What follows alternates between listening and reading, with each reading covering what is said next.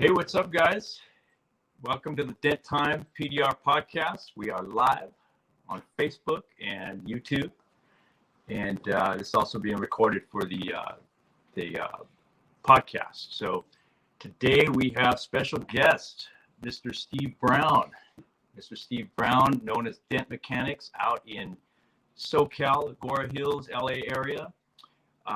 We recently had Tim and Paul Corden buy the book with their Mobile Tech RX and pricing guide.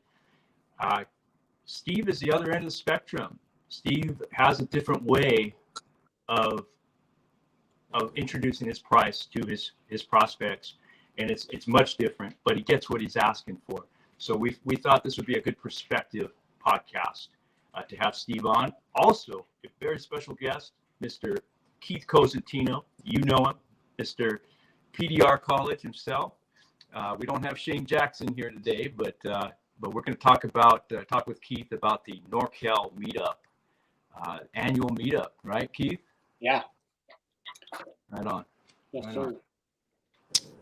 Well, here we go. So we are going to talk not just about the meetup. We're going to talk pricing too as well.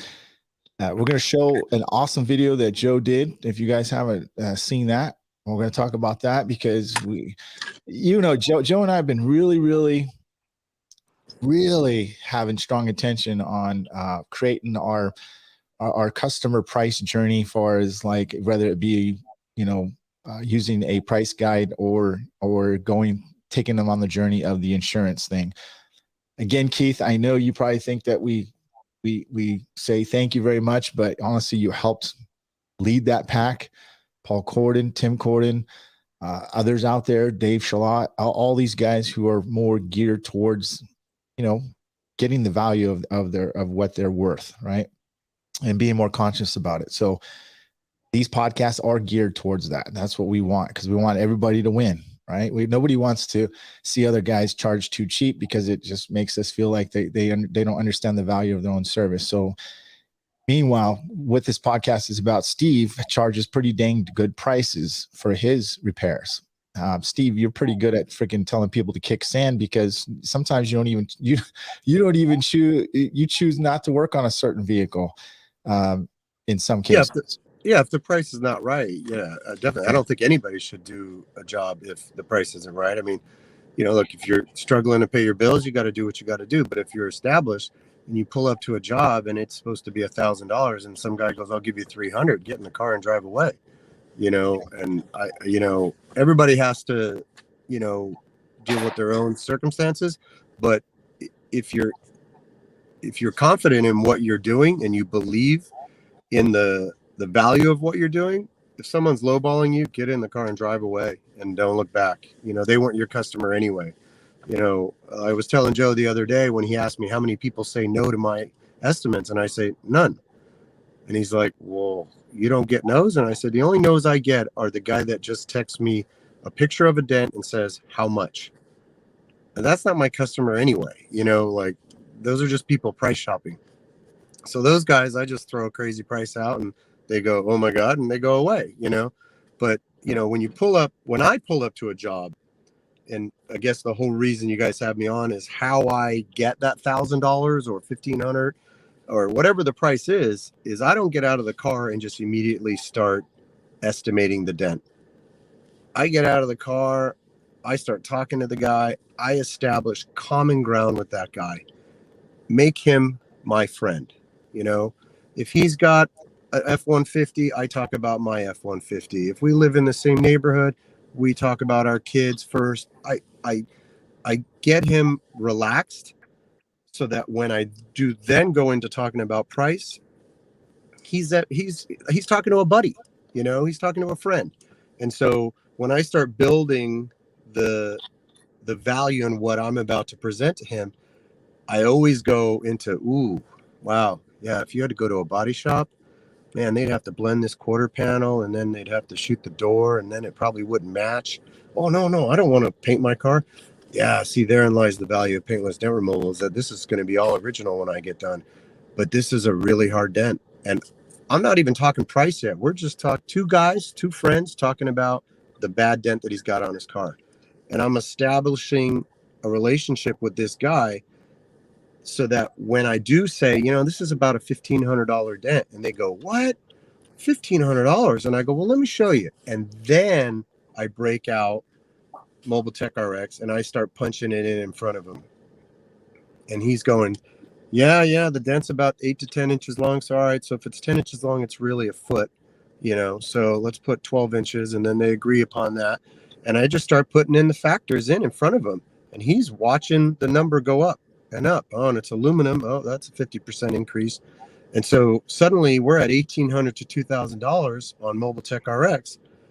And he's thrilled to get my $1,500 estimate after that, because I want $1,500 for the job.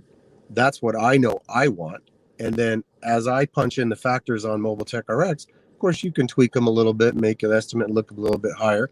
And then, give him a great price that he, once I start showing him on Mobile Tech RX how much more the national standard is and what my buddies like Mike and Joe are charging, they're thrilled with what I offered them off the bat, And so that's sort of how I get what I want. And, I don't just get out of the car and go, oh, that's a $700 dent. I talk to them and I build a relationship with them. You're prepping them. You basically, you're prepping them, right? You know what, Joe and I talked to off the side, and Keith, I bet you feel the same way. When you are charging the value of your service, right, and you're charging the right price, you can afford not to have every customer, right? But when you charge really low, you can't afford not to have a customer. Yep. Does that make sense? It's like you can't afford to lose a customer. If you're getting, $150, $200 a dent, that it should be $700 to $800 to $1,000. You need to get every dent that goes in front of you. Yeah. It's just the way it is. I mean, I sent that text to you guys about the Airstream trailer, and Joe sent back an estimate for $3,500. The lady about fucking fell on the ground. It was great. I walked up, I stuck a suction cup on it, and I went boom, and the whole thing popped out, and she gave me $500, and I walked away. So it was great, but I showed her your estimate, Joe. So here's the deal, Keith. How do you deal with customers? Are you Mobile Tech RX, or what are you using? No, we're in Recon Pro. Okay, all right. We were going to switch to MTRX a while ago. We had some challenges with the back end and how the invoices went into QuickBooks. So it wasn't a great fit for us on the admin level, but I think the product's fantastic for the tech. Joe turned Joe, why are you laying down? Looking like an 80s album cover. So, I mean, my pricing strategy is very similar, and that's because neither of us are inventing it. It just is what it is. You got to build a relationship with the person, make yourself a person. Otherwise, you're just competing on price alone. But you have to just slow the whole process down, find some connection with the person, make sure you understand their problem and what their goals are with the car. It's not always the same, right? If you're like going to sell the car tomorrow versus Who's that? Must be safe somewhere.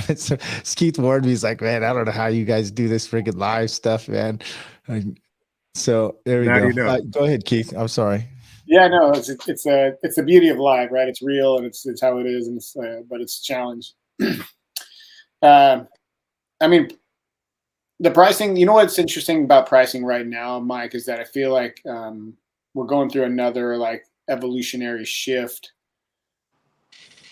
And part of it is because everyone has been pushing their technique so hard the last like 5 or 6 years that everybody's getting really good. We've got guys like Ken Clark and Bryce Kelly like doing stuff that's making us go like, okay, maybe I need to open up my mind a little bit and try some bigger stuff with different techniques. Like this is so. Anyways, big ugly repairs are coming out really, really nice now. Like that door you guys spent a couple days on, Mikey. Like it was a wrecked door. Ironically, my wife has a wrecked door in her car right now that I wasn't going to fix, and now I think I'm going to fix it. Yeah. because that part is now true, I think guys are having more confidence pricing against conventional. And with this whole movement of converting over to conventional estimates and getting the insurance involved, this is like another paradigm shift for PDR and getting us closer to like a legitimate repair option versus, you know, the cheap way out. Like your Uncle Rick knows that, you know, he could PDR something when everyone else in the family thought they had to take it to a body shop. It was like the body repair hack was PDR, but now it's becoming commonplace. And because it is, I think more people are becoming confident in saying, yeah, our repair deserves the same, if not more than a conventional repair. Like why wouldn't it be the same or more? We haven't added or removed anything from the vehicle. It's a time machine. It's back to the way it was, right? That's It's way better, way better. Like all four of us here could pick out a repainted car from 100 feet away, no matter who does. Even if it looks amazing, right? So Keith, I was talking to Joe as well, and Steve, check this out. It's one of my high-end body shops, right? I had one of my techs go there and they service it. And the guy goes, "Hey, Tim, you mind if I ask you a question?" He goes, "Yeah." He goes, Mike, did he really get $4,000 for that door?" And he goes, Yeah. He goes, "Man, that's crazy. I would have replaced that door and painted it for $1,800. And he wasn't within a week. I've had 3 body shops confirm that they would have charged way lower than us. Mm-hmm. And I'm like, this is crazy, man. We are going in a different direction. You know what I mean? Before we would, in the 90s and 2000s, we were promoting, we're cheaper than a body shop, dude. Right. We're cheaper than a body shop. And nobody would touch, as a PDR tech, at least for me, I wouldn't dare try to go over their $500 deductible because I thought they wouldn't do it, dude. Right? Yeah. All day. So look at where we are now. Right. Well, I think the consumers are more educated now in the value of an unpainted car.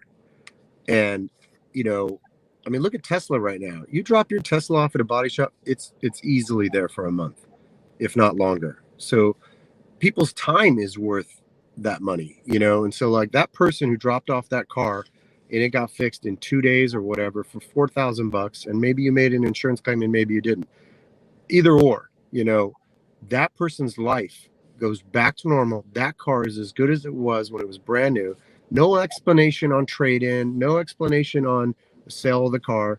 The retail value of that car is higher than it ever would be had the best body shop in town painted those doors and put new ones on, you know. And a paint meter doesn't lie, you know. And so, you know, I deal with a lot of exotics. I mean, you know, the value in me taking out a football-sized dent of a guy's Ferrari is $10,000. I wish I could get paid that, but you know, it's hard to sell that to a guy. But when you tell the guy, look, you know, it's $2,000 for this dent, he goes, what? And I go, well, let me ask you a question. How much did the body shop want to paint it? Well, they wanted $10,000 and it was going to be there for 3 months. Well, how much is that worth to you? Well, that's worth a lot, you know. And then, oh, by the way, isn't that going on your Carfax? Well, yeah. Well, then that car's worth $15,000 less right there. So this is a $25,000 dent. And I'm going to fix it, and you're going to be back in your car in 2 days, you know, and no one's going to know your car was ever dented. Yeah. Well, that value is there. And so as the consumer becomes more educated in that, you know, back in the day, people would just say, paint it, who cares, you know, and then they trade their car in and they go, well, your whole car was painted, you know, we're going to give you $5,000 less for it, you know. They're regretting that decision at the trade-in or at the sale of the car. And so, you know, as you educate the customer on why your value of your dent is so high, you got to also teach them, you know, if they don't know already, that, hey, the minute you paint your car, it's worth less money, you know. Well, I think that has to do with something that you got to do that education, prep them before too. You know what I mean? And all the videos, Absolutely. all your Instagrams. Keith, I knew you were going to say something. Were you going to say something about Steve?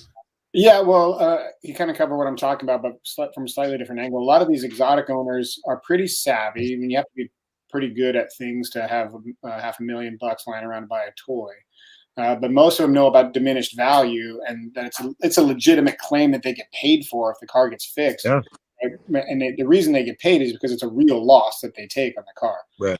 A Ferrari repainted door is legitimately worth $20,000 less than a virgin car.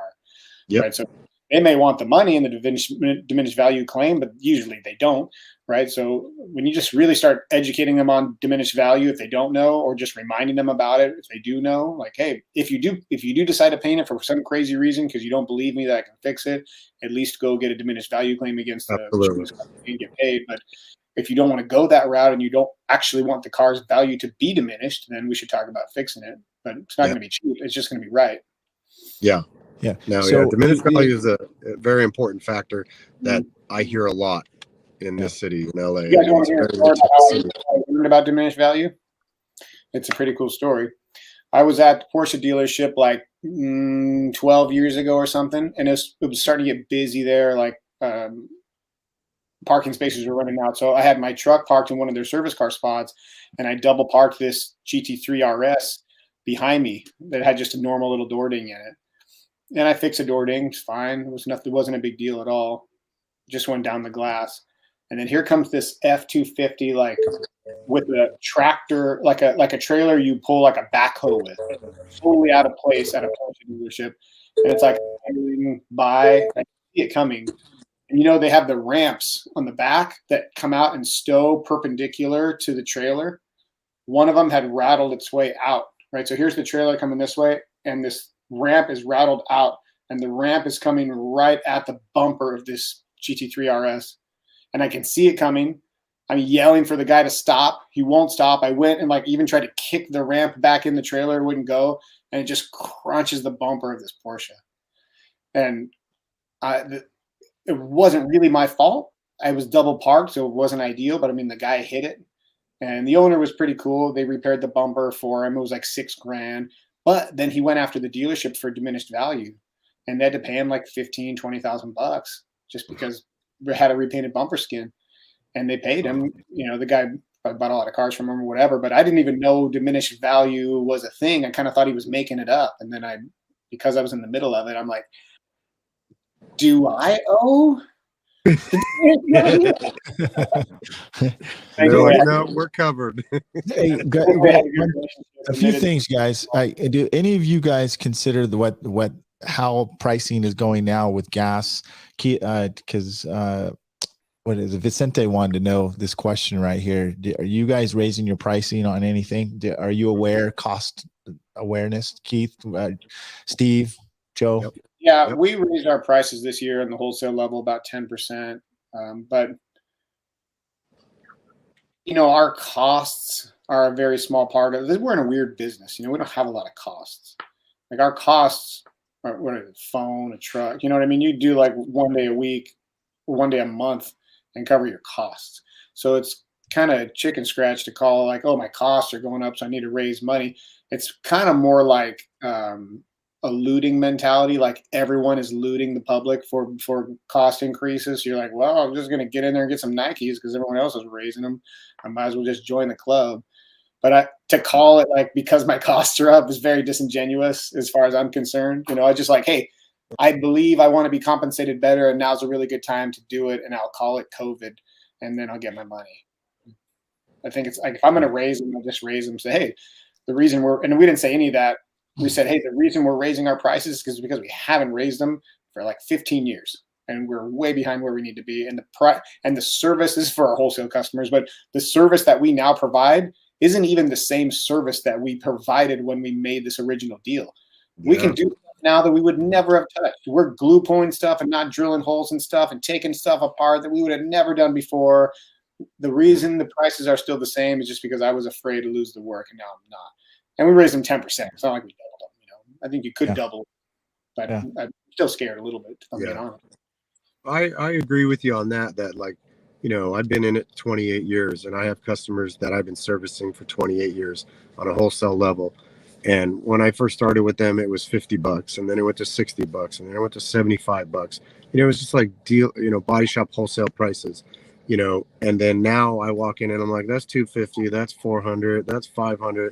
And they're like, what? And I'm like, guys, this is a different game now. And, fortunately, we're still doing business after all these years, but you're stuck in 1994, I'm not. from one of my accounts was a brand new Tacoma for $14,000, dude. Yeah. Times would change now, man. Yeah, Glue exactly. went up, right, Keith? Yeah. I'd love to have that truck again. Single cab, 2-wheel drive Tacoma, grandpa truck for 14 grand. Yeah. I had that truck. A good truck. Yeah. Yeah. You know, I mean, the value of the dollar is less now, though.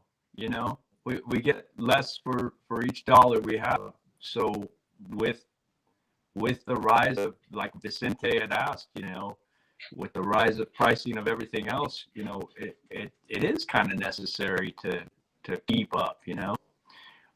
But that being said, I felt like, you know, selling a door ding or 1-inch dent at 150 is just as hard as selling it at 175.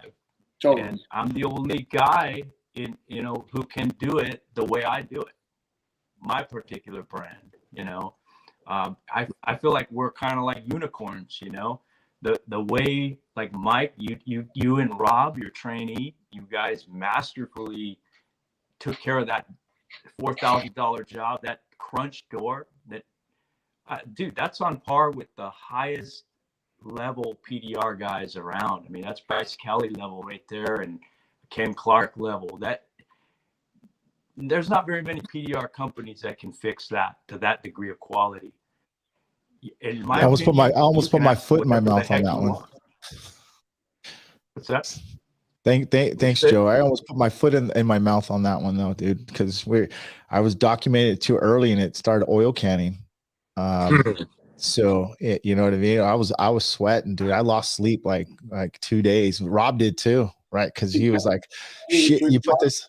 What's that, Keith? You have to use a shrinky box on it. Oh yeah. Yeah. We'll talk about some of that too, because literally, like I did a repair today and it was similar, but not as smashed, not even close to how smashed it was. But if I would have had the Kiko lateral tension pull thing, I wouldn't oil canned. I know for a fact.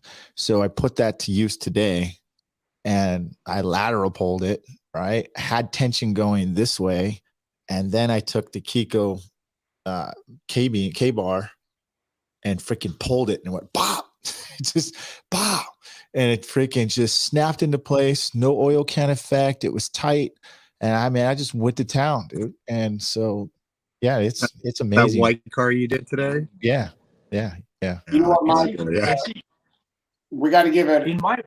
We got to give credit where credit's due. An old school post from Marty Runick back on doording.com. He was trying to get all of us to put panels under tension for big smashes, and we're like, "Get out of here with that stuff, Marty."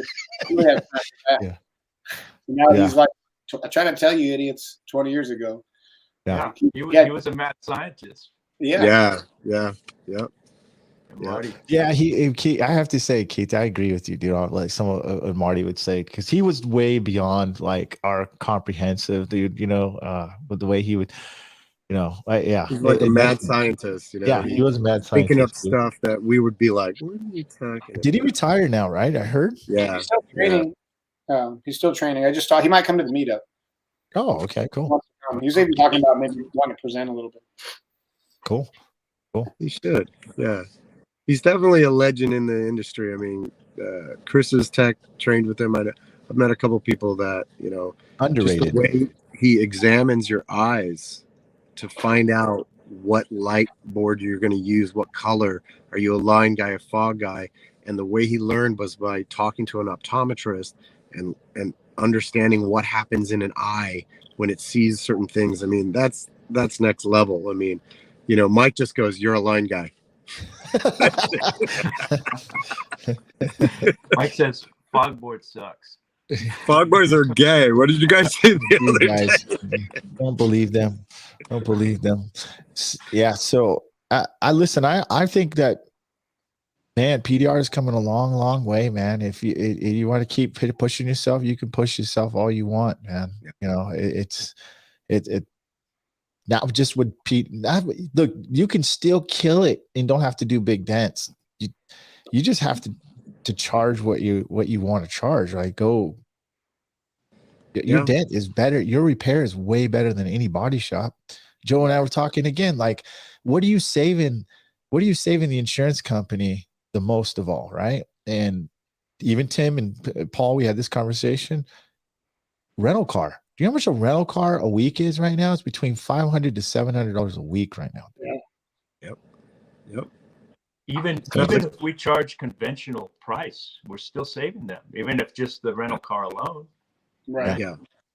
Mm-hmm. Yeah. I've been slowly just telling body shops, like, get ready. Soon my prices will be higher than yours. And they're like, what are you talking about? And I'm like, think about it. That car's sitting here for a month. That insurance company is paying that guy's rental car every single day, and then you can't even paint. The color doesn't match, so you suck, you know. And they're like, you know, they're my friends, you know. And I tell them, like, soon, you watch. Your insurance company is going to come in here on a big dent and say, call your dent guy. Yeah, you know, and they're not even going to ask you to touch the car. Nope, And, you know, and especially the brick and mortar places are going to be in charge. Honestly, Yep. the brick and mortar PDR attacks. Yep. That's why in the next 2 years I'll have my shop. You know. Keith? So Steve, you mentioned you come up with your number differently. You mentioned using MTRX to like set the anchor, but then you come in with a different number based on a different metric. Can you talk a little bit more about how you're coming up with that number? Well, I used to own a body shop, so I kind of know what body shops would charge. So I kind of, you know, put that together in my head when I look at a job and I'm like, well, this is a $4,000, $5,000 job at a body shop, you know? So it's not that I don't agree with Mobile Tech RX. I use it as the closer, you know? So when I look at a dent, it's, you know, say it's a 5-inch long crease in a door, you know, and I want, you know, $800 for the dent, you know, I start painting the picture of how bad it's going to be if they went to the body shop to establish, you know, that like, you don't want to go this way, you know? And so I'm automatically pushing them towards that. And then if you're asking me how I come up with the number that I want, it's because I feel like I've punched it in Mobile Tech RX enough times that I kind of have an idea of what Mobile Tech RX is going to say. And so I just, you know, I soften the blow a little bit. And then I say, look, you know, this is an $800 dent. And these are the reasons why. We talked about this. We talked about it being aluminum. We talked, you know, all the different factors. And if they don't automatically say, okay, which I get a lot of, you know, because my customers are primarily referrals. I'm not Google, not Yelp. I'm very, very little, like once or twice a month. I get people from there. I have a huge referral basis here, you know, repeat customers. And so when I say whatever it is, most of the time they just go, okay, cool. If they hem and haw about the price and they say, well, you know, I go, look, that's the good guy price. Let me show you, you know, and then I start punching it in and it just brings it home, you know, and so, you know, I guess it's kind of like when I look at a door or a hood or whatever panel I'm going to work on, I know how much I want for that job. I know how quickly I can do that job. I know how hard that job is. You know, we've all been doing this. Everyone in, you know, the four of us, Keith, I'm not 100% sure how long you've been doing it, but I'm pretty sure you're, how long? 25. Okay, 25. Yeah. So we're all 25, 28. Joe, you're, I know Mike's like 38. Mike's like, what, 40? What Mike invented PDR. I don't know. He's been doing it a little bit longer. So we've all done it enough times that my approach, and I guess that's why you guys asked me on the show, is just a little bit different. I like to tell the person what it's going to be, what I want for the job, why I think it should be this much, or why it's going to be this much, and then use Mobile Tech RX to bring that home. And it's not very often that, you know, I have any kind of like, oh, I should have charged more, you know, like I usually get what I want for the job, you know. To be fair, are you saying that you come in under the MTRX number most of the time? Either equal or just under, but see what I'm doing is as I'm punching in the factors, I'm making sure that I'm bringing that number higher than what I said. You know what I mean? So as I'm punching it in, if I start seeing, if it's just a small dent that's like, a $350 job, right?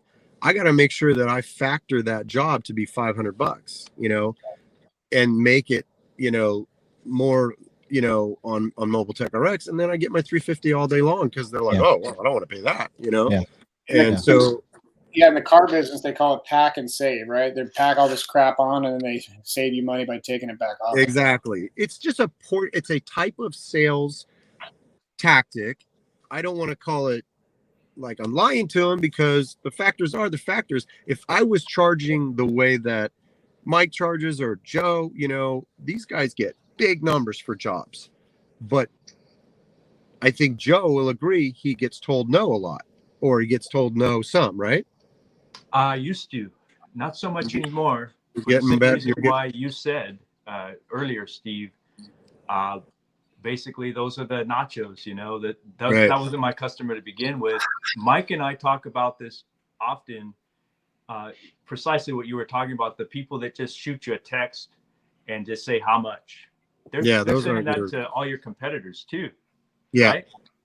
And so there's tactics that I use to even just to try and get them in, but I don't hold my breath for those. Yeah.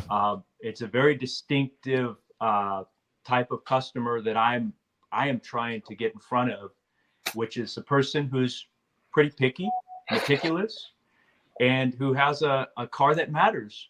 What's the car that matters? It could be a exotic like you work on, Steve. It could be a Toyota Corolla, but it matters to them, and the sense of urgency is higher. Typically, it's not as many door dings anymore, but it's more complex stuff. I won't even say smashes, but more complex damage that requires a little more involvement, a little more technique, and lots of rapport, just like what you're saying. And for that reason, it's not a lot of no's. It's me saying no to the ones that I feel are not a great fit. So yes, it switched from the customer saying no to you saying no to the customer. Exactly. That's how I interpreted what you said earlier about that. I mean, I'll tell you this, I've done a couple jobs recently that after I did them, I was like, well, that one was a lot harder than I thought it was going to be. Yeah, wait a second. When you look at a dent, you know how hard it's going to be. I was like, man, this guy needs to teach a class because I get burned all the time still. I think I know how long it's going to take. Well, I'll give you an example, like Lamborghini Urus, right? The lift gate, they backed it into something. It's aluminum. It's tough. It's strong metal. It doesn't want to move, and you better have some really good leverage. And it was for a very famous guy, and so I wanted to get the job because it was a Rolls Royce, a Lamborghini, and an Escalade. And so, I was like, yeah, these over here did it. And then I was like, this is a tough dent, but I think I can do it. My arm wouldn't move right for 2 days after that job. I mean, I was standing on a toolbox with the thickest ultra dent tool with a sharp tip, and I'm 235, and I was like, "Rah!" And I'm out there grunting in this guy's driveway going, what did I get myself into? But I got enough for the job that, I was comfortable when I was done, but I was like, that was fucking hard, And so now your metric. That's your metric, Steve. No, the next time I do a tailgate on a Lamborghini Urus, it's double what I charge. Yeah. Well, listen. We're gonna get to that. I'm gonna answer these questions too real quick before we get further. But I call if you have a price guide, get your Bible, man. You gotta trust and have faith in what that price guide Bible tells you, because halfway through these big smashes, it's gonna get hard, and you're gonna go, damn. There's two ways you're gonna think about it. I didn't get paid enough, or it's not worth it. Yeah. And if you're not even near where you're supposed to be, then the third option, you're gonna give up, and you're gonna say, hey, worth it. I'm just gonna kick this to the body shop because I just don't want to be here frustrated. Then you're thinking about, man, I could have done 3 other jobs that cost about $200, and I could have been home and with the family and chilled out, dude. Yep. So That's No, not Dent's fault. I'm It's not the customer's fault. 100% in agreement with everything you're saying. Yeah. I mean, I don't know, Keith, are you mobile? I'm mobile. Mhm. You're mobile. Okay. So Joe's mobile. Mike has a great shop. I find it easier to get $4,000 for a job when you have a brick and mortar place. I don't know, you know, there's that little bit of like side of me that says, does the customer think that he should be paying a guy who pulled up in a F-150 and pulled some stuff out of the back of it $4,000, for a job? As long as I can perform the job and do the job, it really shouldn't matter.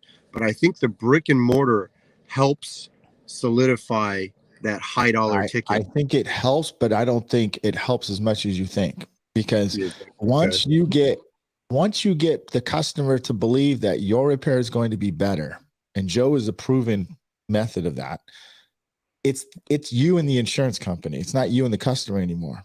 It's you and the client. It's you and the insurance company, and how you handle your journey, of that insurance claim. Because that's always the hurdle. After you deal with the claim, now you got to deal with the insurance adjuster about justifying why you deserve that much money. Yeah. So, you know what I mean? And the customer, the insurance doesn't care who fixes it or where they fix it at. They just want to justify that you're doing the job, Yeah. right? At that level that they want you to do it at. No, yeah, I agree with you on that. Yeah, absolutely. So I see that Joe and I used to have that dilemma, and so I think we're getting all beyond that, to be honest with you. Now, can I ask you this question is to all of us? Are you us long timers happy to embrace new tech like PDR box and the new tension techniques and the latest tools? Or are we still old school? So I don't think any of us are like that, dude. So no, right, Keith? Joe, I'm in. I'll tell you what, I'm in a continual summer school to remind myself to not write off new techniques that seem out of the ordinary, like glue pulling when it first came out, shrinky boxes, you line them up, whatever they are. Everything except the glue pot turned out to be pretty good, right? You just have to get into it. How about the Dent glue pot? Which one? Which one, Joe? How about the Dent Dominator? The Dent Dominator. I wasn't a student out school, Joe. That's a technicality. But here's the thing: I'm still old school, and it's challenging to slow down to learn new stuff when you're trying to make money on a car. You're like, I know how to fix this, and I think there's a technique that fixes it faster and cleaner, but I just don't want today to be the learning day, and that kind of will happen over and over and over. Like until you get something you can't fix and you have to break out this new stuff, like it's oil canned and I need to shrink it or I can't ship it, well, then you have to learn it. But like the tension, we've been fixing big smashes without tension for a long time. So you can do it, right? But you can do it faster and cleaner with tension. Yeah. You just have to learn how to do the tension. And so you have to invest that time to slow down. And it's challenging when you're pushing yourself every day to make money and break records every day. Like you have to be willing to invest in slowing down and screwing up a couple, or at least taking longer than they should, longer than it would have without that technique for you to figure it out. Thankfully, we have all these studs on video that are kind of shorten that learning curve for us, but it's still there. I mean, I've had a shrinky box in my truck for 2 years, and I think it's come out twice. And one time it was unsuccessful. That was the first time. So it doesn't come out as much after that, because it's like, man, you got to tear this thing all the way down, prep the back of the panel, and like be fully committed. Hail guys, it's easier for them to learn that box because the whole roof's open and they can screw up 3 or 4 or 5 times on the same roof. But in a retail environment, you're looking some person in the eye saying, I'm pretty sure I can get this fixed, but can't promise you. I'm going to try out something brand new on your car. Yeah, I think honestly, for the new techs who are coming in, if you do everything as a business decision, like how to build your brand and not let your customer guess at what the cost of your repairs are, and post your before and afters and show and you don't have to put an exact cost. If you don't want to put an exact cost what you charge, but charge like minimum of what this would have cost to arrange. And keep educating your customers about that, because that's the type of client you're going to get. I would say 90% of my customers understand my prices already. They've been to my social media, they've watched my YouTube videos, they check out my reviews, and everything's consistent. Everything's consistent about what they're going to get. So I think that really helps. I've been case studying myself. Joe's been case studying himself, and we've been documenting our journey, and it's getting better, folks. I mean, the ladders, I'm not lying. We're showing you guys what we've been doing. I'm not hiding pricing. I'm showing, and I'm not showing off. I'm showing you guys how I'm actually growing and getting those costs and those prices. So, no, I'm so thankful to all the guys, Paul and Tim and Joe and Mike, that are sharing your numbers and your repairs. Like, the days are kind of over for me to be impressed by repairs. It still happens once in a while, but like, there's amazing technicians, a lot better than me. Fantastic. That's awesome. I like to see it, but seeing the numbers helps you realize, and I mean, maybe hopefully it's not just old school guys like us, but I don't think anyone's trying to show off with the numbers. I think they're trying to open my eyes, because it's like what we were doing on the podcast 4 years ago. We're just trying to agree with you. like, hey, we're not better than you, but we're getting $700 for a dent that you're doing for $200. So just like, we're just trying to put more money in your pocket, quit selling yourself short. And feel like it's happening again now. They're getting $3,000, $4,000, $5,000 repairs. Yeah, I mean, I when I first saw that, I was like, why are they posting how much they're making? That's insane what they're getting. Wow. And then I started watching, and I was like, oh no, he's not bragging. He's telling us, look, this is what you can get on board, use the system. And so in my unorthodox way of doing things, I raised my prices along with using my way of using Mobile Tech RX, because I am not like Mike. Mike has got everything detailed. I'm like a mad scientist. Tools are a mess. If you guys asked me to show you my toolbox right now, you'd laugh. I'm a little disorganized, so this is my way that it works for me. But I use those things that I see as I'm scrolling through Facebook, and I go, wow, Paul Corden got $3,500 for that dent. Holy cow. Oh, Joe got this, Mike got that. Okay. I see the type of dents that they're doing and how much they're getting, and I raise my prices accordingly, or as I'm getting more better at it and confident and moving the price up and up and up, I'm using those things that I see. I mean, all the way back from the first time I watched Sal do a dent on YouTube, and I was like, who the hell is this guy? With his thingy and his little white pipe. And I was like, what? But how did he do that dent? And it just made me go, well, if he's doing it, I'm doing it, And I literally have moved my career by watching people that inspired me, either through the tools, through the technique, or through just billing and getting higher. And I brought that into my own little weird way that I like to work, and it totally helps. But I do see those quotes, and I am like, oh, okay, shit's going up. Well, speaking of that, you mind if we show Joe's having audio problems or technical problems. So I'd like to show his video. Keith brought that up. And I was like, yeah, I need to actually show that video. Yeah.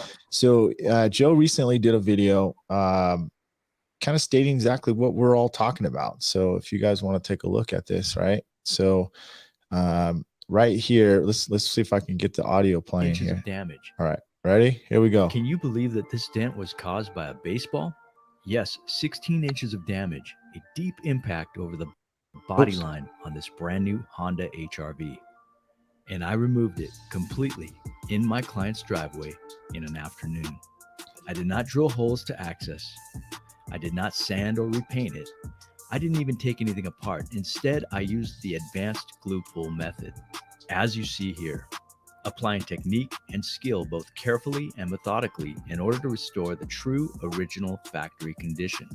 Cost is based on overall size, depth, location of damage on the vehicle, as well as other factors like accessibility and metal type. Taking all of these factors into consideration can achieve results that are simply amazing. Just look at that reflection. We were able to work with our client's insurance provider for this repair, as it was covered under a comprehensive claim. like it never even happened. Thanks for watching. What do you? Unbelievable. We are on opposite ends of the spectrum. I'm like, hey, what's up? There's the dent. That's what I did. Blah blah. Later. Yeah.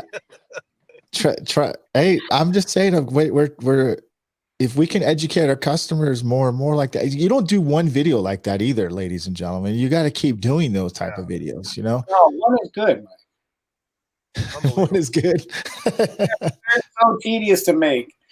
You guys. This is why I call him Obi-Wan Kenobi. Yeah. He just has that way of talking. Even the way he's talking over. I did this dent all in the, very soft and like, calm. He should have a robe over his head and a lightsaber. When I can't sleep, I just call Joe up. He settles me down, man. Oh yeah. Yeah, he's super chill. I think what really helps that video is that he's educating the customer about he's not pulling numbers out of his butt. He's showing it's a fantastic repair. He can come to them and do it. He works with insurance, and he does this all in 1 minute, right? Under 1 minute in a video. Right. And it didn't even feel like it was 1 minute. It felt like it was a lot shorter because it was just quick. And the production value of that video is just like unbelievable. Like he should teach classes on how to do that. Yeah.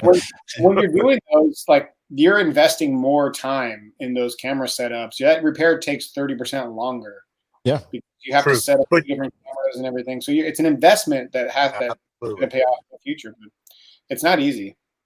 No, I mean, and Keith, the one thing that I know about Joe is that was probably the one job he had that day, and he was paid handsomely for that repair, and he was able to take all day on that job and set up the cameras and do all those things. In fact, he's factoring that all into the price of what he got paid that day, I wish Joe was still on, actually, because I actually talked to Paul about this the other day, and it's kind of like same topic you were talking about earlier. It's like the insurance numbers when we're getting them mobile versus brick and mortar. I have kind of the same head trash that you have, that a mobile repair is a little less valuable to somebody. I think it's head trash though, because if I'm sure guys with a brick and mortar are like, man, I'd love to be able to offer a mobile service to my customers. They would love it. It's so convenient. So I know it's head trash. So that is in my head. But the problem that I think is not in my head is these insurance jobs have a lot of communication that happen. You have to do an initial estimate, then you have to wait for the adjuster to approve it. Then you might have to supplement with like more photos or something, right? So you can have at least 2 back and forth trips to that car if the adjuster is going to meet you before you get the repair. And on a mobile basis, that might mean you have 4 hours into this thing before you're touching metal or you check. And it can blow up a really great estimate. That's, $1,500 for a door ding, but you had to go out there 3 times, right? Yeah. So I'd like to hear how people who are doing insurance stuff on a mobile basis are handling that challenge. Well, here's some tips on that. So you obviously, most of you should know this. If no, you don't. If you never dealt with insurance companies, that they'll want a picture of the VIN number. They want a picture of the license plate. They want pictures of all 4 corners of the vehicle, so you don't have to go back and forth, right? Pictures of the damage at different angles. Get as much pictures as you can. From there, have the customer make the claim, right? They need to get an estimate too from the insurance company before you submit yours. So you're going to give them the wow, look, this is going to be $1,500, $2,000, $4,000. You need to make a claim. Once you get the claim, give it to me, and then you wait for the insurance to send you a check. They're going to definitely undercut them. They're going to give them like $1,000, $1,200. Then you submit yours, and you're going to cut that back and forth a lot, because then they're going to call you out one time and say, listen, I need you to meet me out here. Let's go over the vehicle. And then they're going to decide how much they're going to give you from there. Or in most cases now, they'll just say yay or nay over the phone. And most of the time, they just go ahead and give it to you. So without even seeing the vehicle any further. The first scenario you described sounds like $1,000 worth of work before I ever fix anything.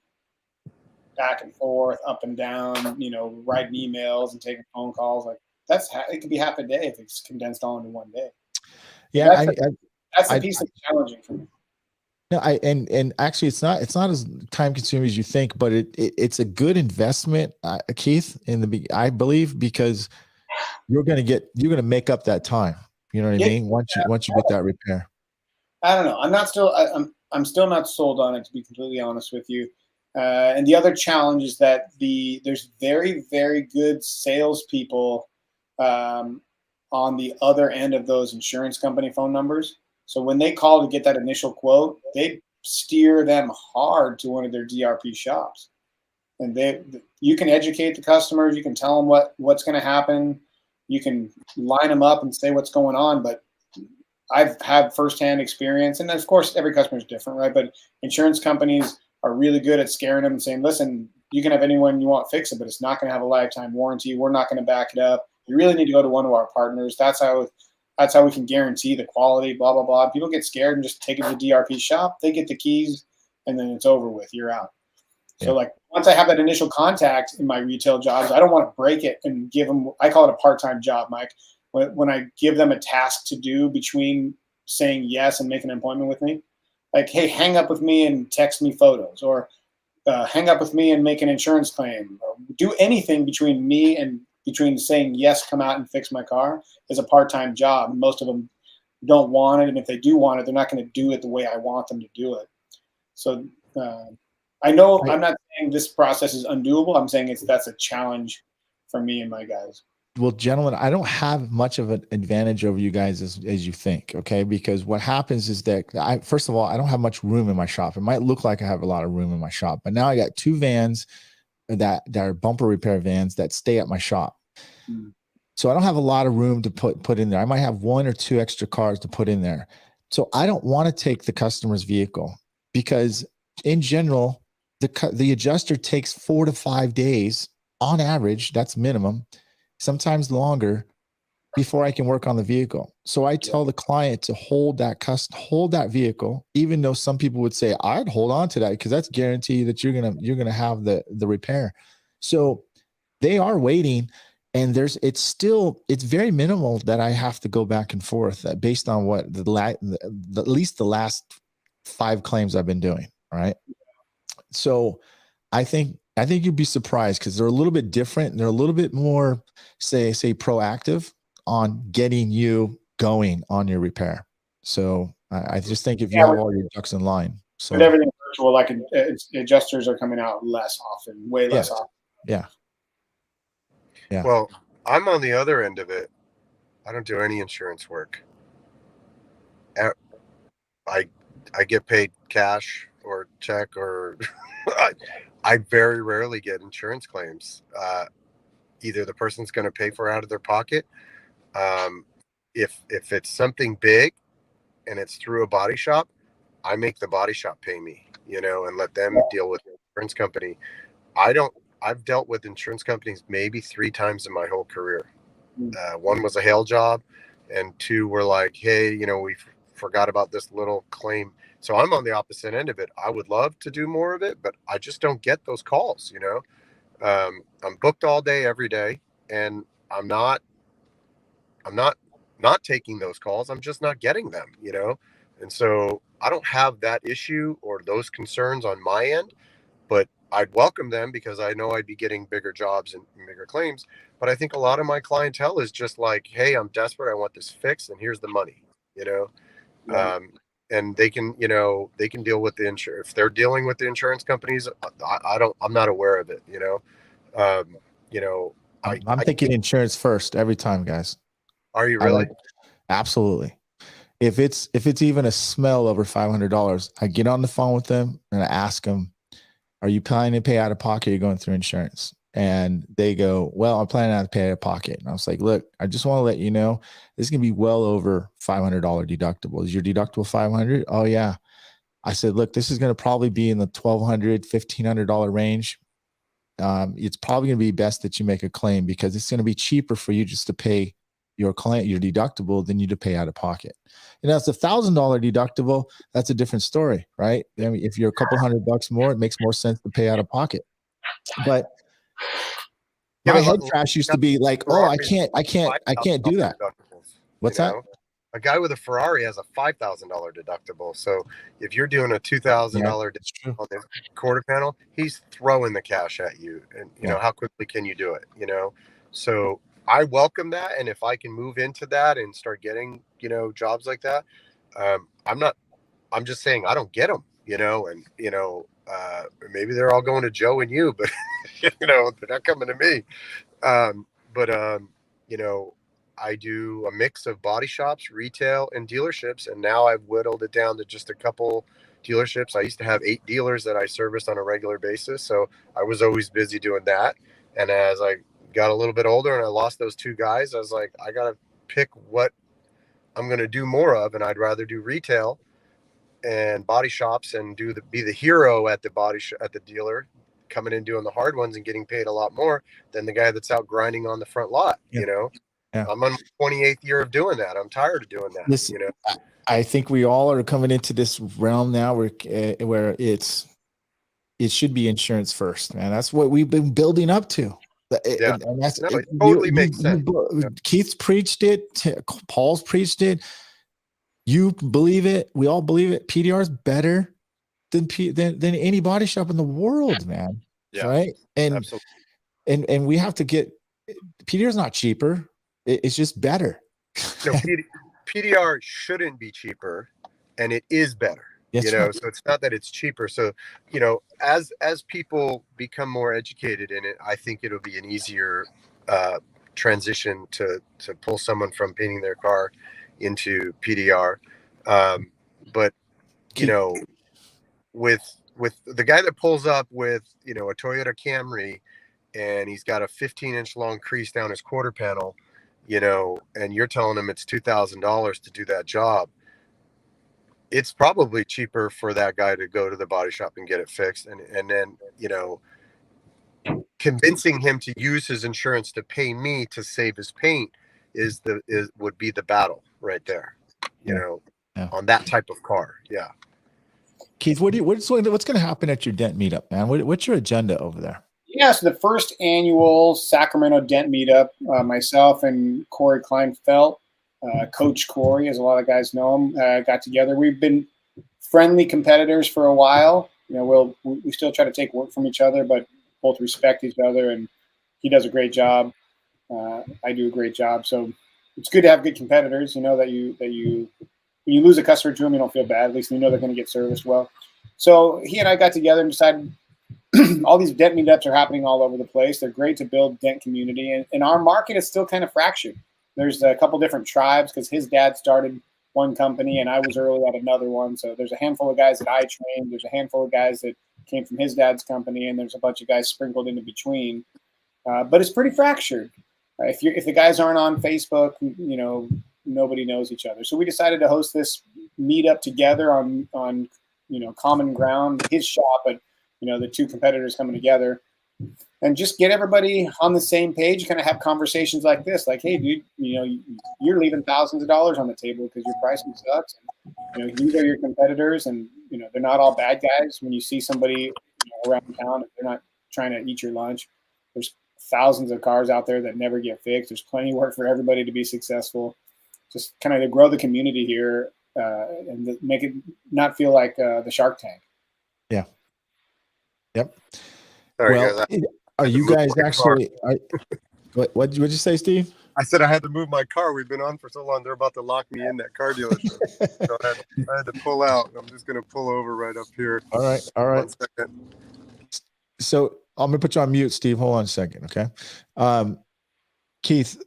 So what kind of event? Like, are you doing any kind of any dents? Why don't you bring your vehicle, dude? Your wife's vehicle. I think it's going to take me 15 hours, Mike. Well, we've had enough 15 guys at least coming, man. So we've had enough of trying to do big dents at the Advanced Skills Seminar. I realized that there's a truth. Everyone's interested for the first hour, and then they are gone by the second hour, and they might come back to see it finished. So we want to see it in the videos. Everyone wants to see it. But Corey just shared with me the lineup that we put together back and forth. So we've got a Restore FX demo. It starts at 11. At 11:15 to 12, we got a Restore FX demo. And a lot of guys are getting into Restore FX. I personally haven't seen it in person, so I'm looking forward to seeing it. everyone tells me it's great, but I haven't seen it, so I'm looking forward to seeing that. We're doing lunch from 12 to 1, and then Gene Fetty's doing a Kiko demonstration from 1 to 2, and then 2 to 3, we're networking and hanging out, and all the while, people be mulling around. And like I said earlier, Marty Runick from Top Gun is thinking about coming down and maybe speaking a little bit probably on panel tension, to be honest with you, because it's a super hot topic right now. So maybe we can hit him up there with Gene and kind of have him fill in some of the old school body repair gaps that we're missing in PDR. Yeah. The tool truck out. There'll be some representation from Ultra PDR. There'll have some Black Plague stuff there and some Kiko stuff there through Gene. So there'll be some tools and probably a couple shrinky boxes hanging out if nobody's ever tried those. We did a big dent on a Tesla at Mike's last one, and I mean, it was nasty. I don't know if you saw the video. I think I did. Yeah, it was a big dent on a white Tesla, and it was a group effort, and it was really fun to watch and learn from guys. And there were some things that we all kind of went, oh, and then there were things that how are we going to clean that up now, and and we all worked together. And when that guy showed up to pick up his car, it was awesome. So if you can find a car to bring into the job to that thing, and just maybe it doesn't have to be that big ass dent that your wife has, but something that is a baseball size or smaller, and you can have the group say, all right, these 3-4 guys are going to work on this, and we're going to see how they do it. It was one of the best things. It just brought, you got the guys who are going to stand in the back and watch, and then you got the guys that are just going to dive right in. I don't give a shit if someone thinks they're a better dent guy than me.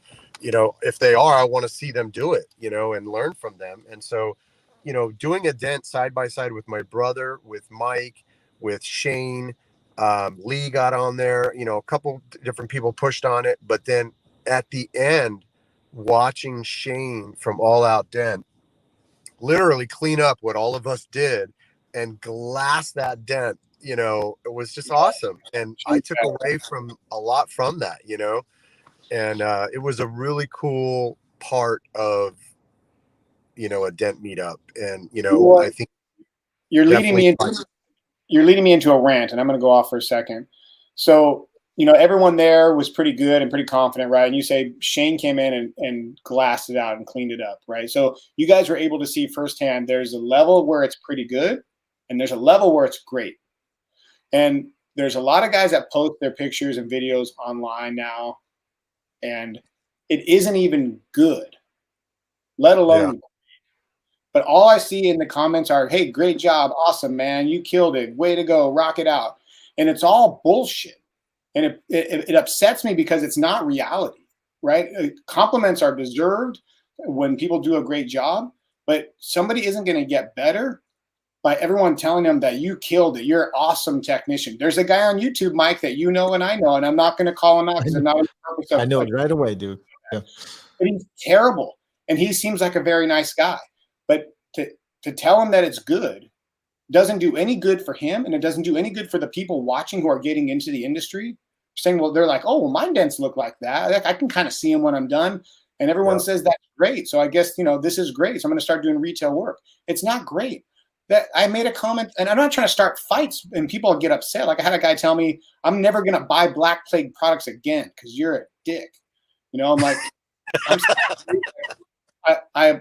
I'll miss you, but don't, here's all the products you shouldn't buy because I have a lot of different stuff out there. But I'm like, you need thicker skin, dude. Because what the dude did was amazing. He took a dent I didn't want any piece of, and he made it really great.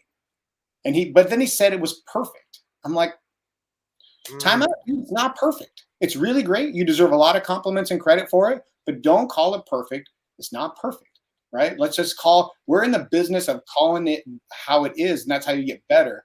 Like when we're doing our podcast, if something sucked, we've got to talk about why it sucks so that we can make it better.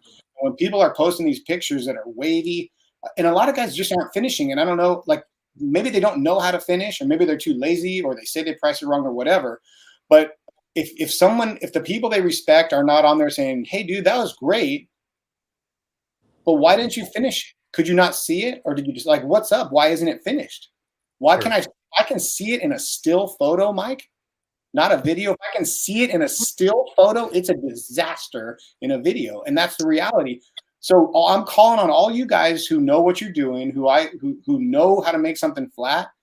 Don't post these platitudes to these dudes. Like, you can compliment them for whatever it is they did, getting the job, being willing to post it, because that takes balls too. But like, there's once in a while people ask for feedback, and I give them real feedback, and they're thankful for it because that's how you get better. But a lot of them get their feelings hurt because they're posting it because they want, self-congratulations. But it's not in order. They don't deserve them. Like, at this day and age, that stuff was cool in 1991. You were the best. But now, the best guys make ridiculous things invisible. I'm not one of them. I'm really good, but I'm not at the level of Bryce or Ken. Those guys are nuts, dude.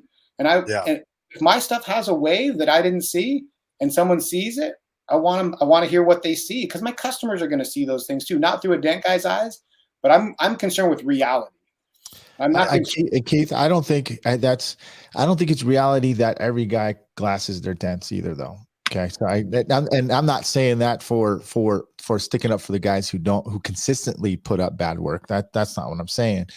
But I think too many people are caught up into what other guys think. You know what I mean? There's people that won't post stuff, and they're trying their best to do stuff. But I don't think, us doing big smashes and stuff like that. We're not showing, that's not everyday stuff, dude. I mean, it's going to be, it's getting there, right? What I try to do is when I'm describing a dent because I'm not posting videos to get customers. I'm posting videos for camaraderie with my other dent guys. Right. I don't give a shit about a person who writes me off of Instagram. 90% of the time they live too far away, So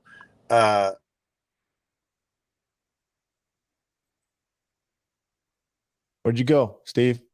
Lost the audio. Steve. All right. Am I here? Am I still there? There you go. All right, somebody tried calling me. So if my work is not perfect, I'll say in the video, I couldn't get it perfect right here. I did my best, still a little bit of a wave, maybe a little bit of texture, this one didn't go 100%, I put myself on blast, because what's right. But when if you're to post that and say this thing is flawless, it's amazing. But no, those words never come out of my mouth, because I don't think even the best of the best doesn't get some flawless. You can zoom in on the top guys' stuff, and if you know what you're looking at, you can find flaw because you know what you're looking at. The customers, like 75%, they're like, "You're the man," and I'm like, "Bro, I'm not even done yet." What are you talking about? I don't agree with the guys that say that too. I agree with you. That people saying something is flawless is ridiculous. Or it's perfect. I see stuff every day. I mean, I post videos all the time where I do dent correction. I'm fixing somebody else's mess, and then I'm like, "This guy got paid for this? Yeah. Wow!" Keith, What were you gonna say, Keith? Because you were gonna say something.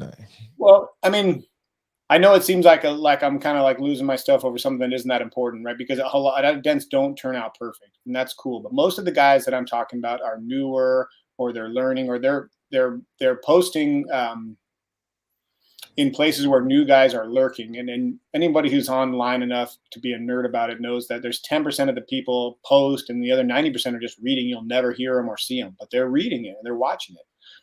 And I just want the bar to be set properly for what retail PDR should be. And I'll be the first one to tell you, like, if you're clear with your customer and say it cannot be flat by my hands, but here's what I can do, and they say that's perfect, I would like that, and you do it, that's fantastic. There's nothing wrong with that. Like, there's a ton of dents that don't come out perfect. Just when you showcase one that you are advertising as amazing and fantastic, like, the dudes need to understand it's not, because they might think it is. They might think it is, and it isn't. There's another level to get to. So it's just like, come back into reality. It's not to make myself feel better or because I'm not glassing everything. I understand what you're saying. I'll give you an example. There was a guy that was doing dents around here, and I'd come across his work every now and then. And I finally just called him and I said, I want to know, answer the question. Do you not know how to do it, or you just don't give a fuck anymore? And he was like, what do you mean? And I'm like, your work sucks. So tell me what it is so that I can understand. If you tell me you just don't give a shit anymore, I'll leave it alone. If you tell me that you're struggling and you want to be better, I will help you be better. Yeah. You know, because And I believe you too, because I know you would say that, dude. I You did say have, that. you have to Listen, say that. he's a friend of mine, you know, so it was, he took it like a man and he goes, no, I want to be better. I was like, okay, then we're going to make you better. That's You know, cool. because That's what I'm talking about. I don't want to look at your work and be like, Yeah. like, so let's step up the game here. Like, tell me you're done and you're out and you're just biding your time, then fine. But if you want to be better, let's get better, you know? And I'm not even mad about guys doing crappy repairs and posting them. I'm just mad about guys that know better telling them they did a great job. yeah. Like, Yeah. my dude was coming out of your training. You wouldn't tell him it's a great job. No, absolutely not. I tell him he Job sucks. sucks, dude. Like when my trainees, I haven't trained anybody in a while, but when my trainees would say like, all right, Keith, I want you to come look at it. I always ask them, do you want me to look at it so that I can tell you it's okay to be done doing it and you're tired of working on it? You want me to tell you it's time to leave? Or are you trying to impress me because it's finished and flat? And 90% of the time they just want me to punch them out and say, yeah, it's close enough. You can be done with it. Yeah. Yep. It's true. Mike, you train people all the time. You know what happens. Yeah. All right, Mike, I think I'm pretty good. Have a look at it. You don't think it's good. You just want me to come and say, yeah, it's okay. You can stop now.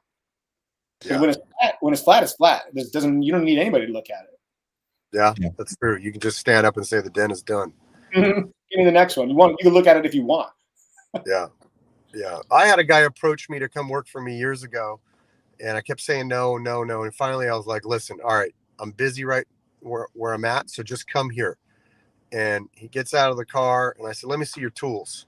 And he's like, why do you want to see my tools? I want to see your handles on your tools. And he goes, why? And he opens a bag and they're all dirty, looked like they had been working. I was like, okay, you're not full of shit. Get your tools out of the truck. And I put him on a dime-sized dent on the right front door of a Mercedes C300. And I said, I'm going to be over on this side working on this big-ass dent over here. And it was like a baseball-sized dent on the fender, good access and all that. But I was able to finish that dent before he finished the dime-sized dent. And then the dime-sized dent still had texture. And I was just like, you're not a PDR tech. You want to be a PDR tech. You have the tools.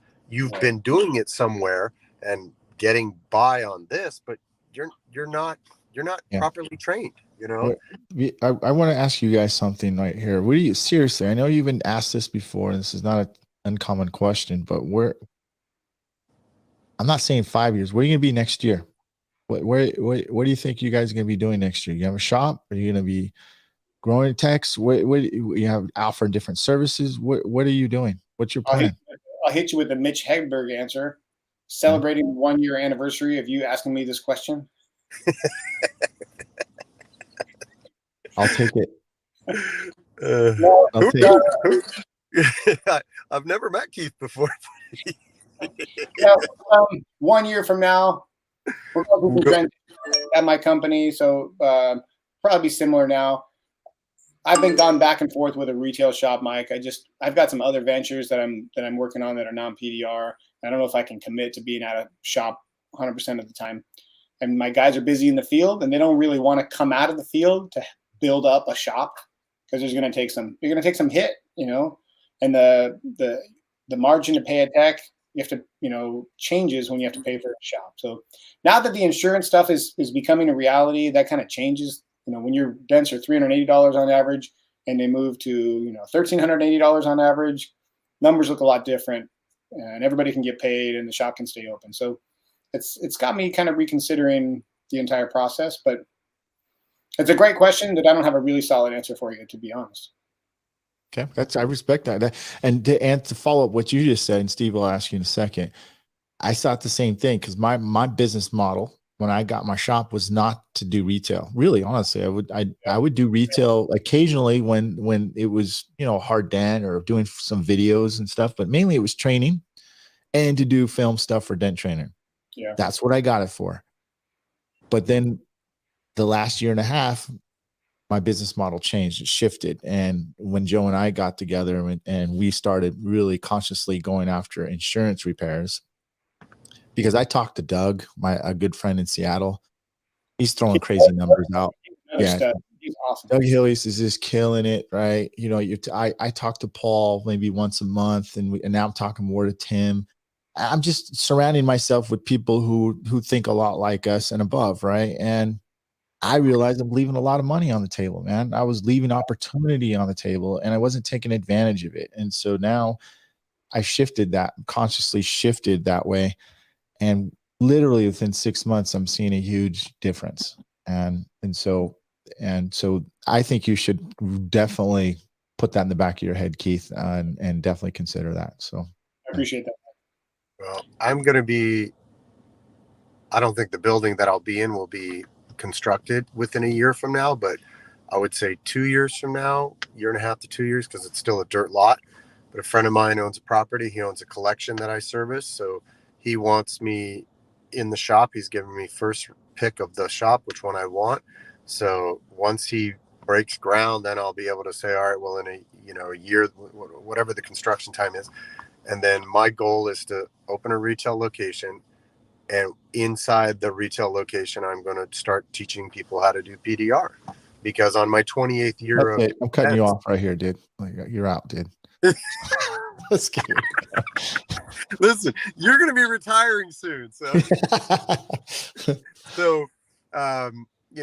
we're far enough apart. We won't cross paths too much, but, and then I want to start teaching, and then I want to start, bringing those big retail jobs in, insurance jobs in, getting, and having a little bit more of a controlled life, in that I go, as soon as I hit the car in the truck, I'm just going. And on my, I keep repeating myself saying 28 years, but it's been grinding for 28 years. And I want to slow down a little bit and have a little bit more, an air conditioned shop and work inside. And, as I'm teaching, I'm going to be teaching a family member who's going to be graduating high school soon. And then he's going to be my protege, and I'm going to teach him. And then if I can get another guy or two out there to take over my retail route, and I can stay in the shop and do what what you're doing, Mike, that's my plan. Cool. Joe's calling you out. Says you got to start using the guide if that's what you want to do. Yeah. Yes. See, I can't see any of these things because my I have to put my glasses on. Someone said, "Is that all Brad these little Pitt?" bubbles pop up, but I can't read them. Yeah. Joe, I missed you being on the show, Joe. Sorry you teched out. Yeah. Well, too bad now, dude. So there you go. There's your thing. Now Someone said, "Is that Brad Pitt?" That was earlier in the middle of the show. No, I'm Armpit. Brad Pitt's cousin. Armpit. Hey, listen, guys, we're gonna wrap this up. I just wanted to say, Keith, thanks for coming on. Steve Brown coming on. We didn't get a chance to hear one of your Steve Brown true life stories. That's for the bar. But we will in the future in the next podcast. But thank you both for coming on. And I'm sorry, Joe, you couldn't stay on. But until next time, we will see you guys on the next one. Keith, good luck at your show. I will see you there at the Dent Meetup as well. Yeah. Share this with all your peeps, and anyone from around the country can come if you want to. It's going to be a good time. What day is it? June 4th, Elk Grove, California. Cool. Perfect. There's a website. There's a website on Corey's business page, SacramentoDentPros.com. We should have a link there. Okay. Perfect. I'll put that link up there too as well once I post this all up. So thank you guys both. Thanks to everybody for tuning in and commenting. We do appreciate you. And we'll catch you guys on the next podcast. All right. See you guys. See y'all.